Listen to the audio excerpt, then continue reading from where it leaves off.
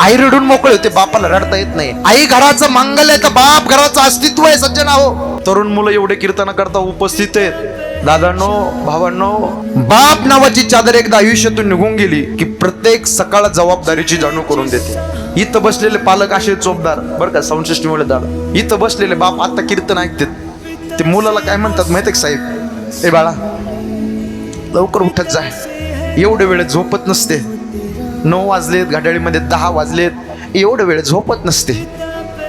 बाप बोलतो ना पोरांनो तुम्हाला, बाप रागवतो ना, बाप तुम्हाला शिव्या देतो ना. बाप का बोलतो, बाप का टोमणे देतो माहितीये का? बापाला माहितीये मी माझ्या पोटापुरतं कमवलंय, पण यदा कदाचित कोरोना सारखा रोग आला आणि मी जर मरून गेलो तर माझ्या मुलाने या समाजाच्या समोर भीक मागू नये म्हणून बाप मुलाला टोमणे देत असतो. हे लक्षात ठेवा मंडळी.